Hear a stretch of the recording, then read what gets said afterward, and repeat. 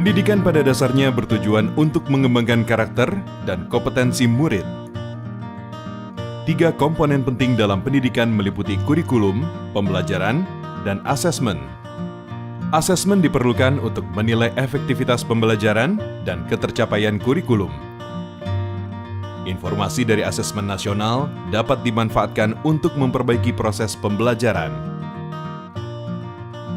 Dengan demikian, asesmen nasional tidak dirancang untuk menghakimi sekolah atau melakukan pemeringkatan sekolah.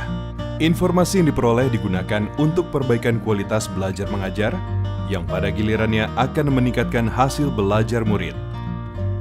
Asesmen nasional dilaksanakan dengan menggunakan 3 instrumen, yaitu Asesmen Kompetensi Minimum atau AKM, Literasi, Numerasi, Survei Karakter, dan Survei Lingkungan Belajar. Komponen asesmen kompetensi minimum terdiri dari literasi membaca dan numerasi. Literasi membaca adalah kemampuan untuk memahami, menggunakan, mengevaluasi, merefleksikan berbagai jenis teks untuk menyelesaikan masalah dan mengembangkan kapasitas individu sebagai warga Indonesia dan warga dunia agar dapat berkontribusi secara produktif di masyarakat.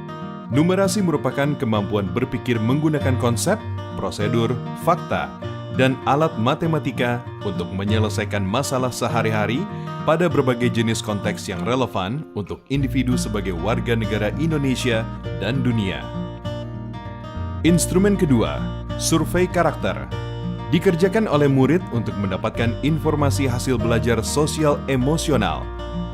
Survei karakter mengukur 6 aspek profil pelajar Pancasila, yaitu beriman dan bertakwa kepada Tuhan Yang Maha Esa, serta berakhlak mulia, berkebinekaan global, bergotong royong, mandiri, bernalar kritis, dan kreatif. Instrumen ketiga, survei lingkungan belajar, dikerjakan oleh murid, guru, dan kepala sekolah untuk mengukur kualitas berbagai aspek input dan proses belajar mengajar di sekolah. Survei lingkungan belajar mengumpulkan informasi tentang kualitas proses pembelajaran dan iklim sekolah yang menunjang pembelajaran. Asesmen nasional dilaksanakan kepada murid, guru, dan kepala sekolah di setiap satuan pendidikan. Murid akan mengikuti asesmen kompetensi minimum, survei karakter, dan survei lingkungan belajar. Sementara guru dan kepala sekolah hanya mengikuti survei lingkungan belajar. Responden murid akan dipilih secara acak dengan jumlah maksimal 30 murid SD atau MI, 45 murid SMP atau MTS, dan 45 murid SMA, SMK atau MA. Sementara responden paket A, B, dan C adalah semua warga belajar yang mendaftarkan ujian kesetaraan pada masing-masing paket, yaitu ujian kesetaraan paket A untuk kelas 6, paket B untuk kelas 9, dan paket C untuk kelas 12.